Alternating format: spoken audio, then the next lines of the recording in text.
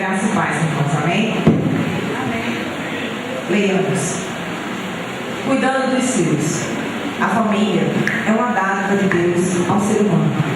Foi Ele que graciosamente a instituiu. O propósito de Deus em instituir a família foi para que ela o glorificasse e também para que servisse de bênção para os seus componentes, cônjuges, pais, filhos, irmãos, netos, genros e noras.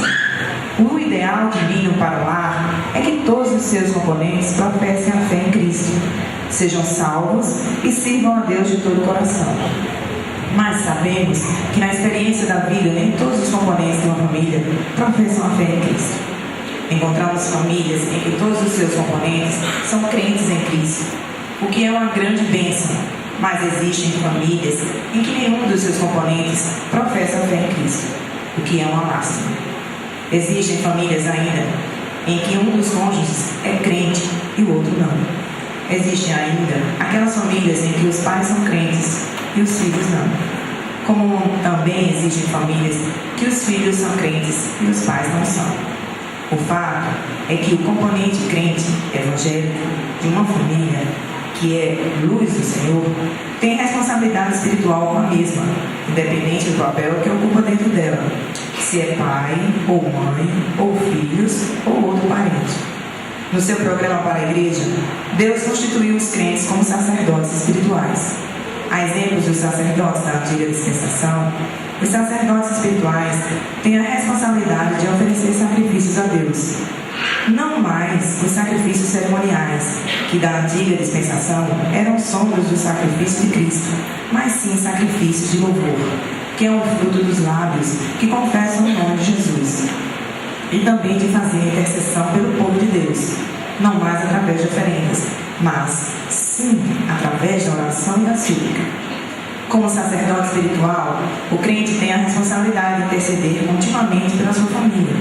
Assim entendia o patriarca Jó, pois a Bíblia diz que Jó apresentava a Deus sacrifícios pelos seus filhos, após os dias em que eles se reuniam para se confraternizar.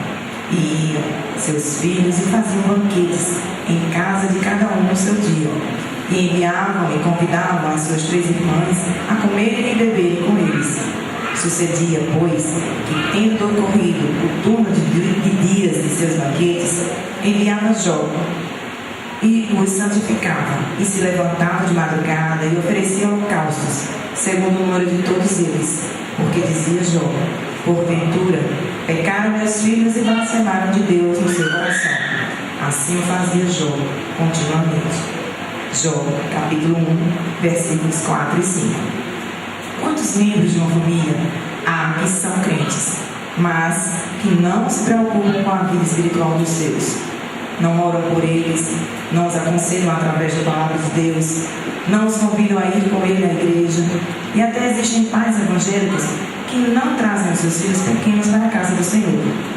Existem ainda pessoas que investem muito na vida material de sua família, mas nada ou quase nada na vida espiritual da mesma, deixando seus parentes nas mãos do diabo, do mundo e do pecado.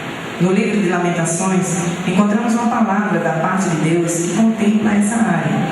Levanta-te, clama de noite no princípio das vigílias, derrama o teu coração como águas diante da face do Senhor. Levanta a Ele as tuas mãos pela vida de teus filhinhos, que desfalecem de fome à entrada de todas as ruas. Lamentações, capítulo 2, versículo 19.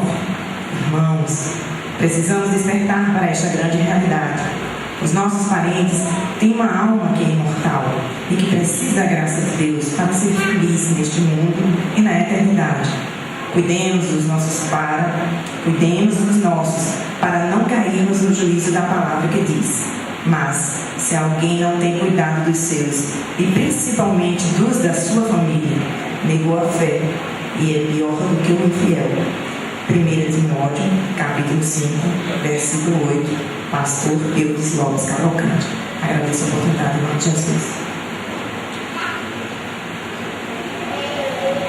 Amém. Obrigado, Isabel. Deus te abençoe e ajude em nome de Jesus. Guarde essa palavra no seu coração, meu querido, e invista na vida espiritual dos seus filhos. da sua família. Amém, irmãos? Uma palavra do conjunto Quírios que vai celebrar o Senhor. Receba o melhor do Senhor nesta noite.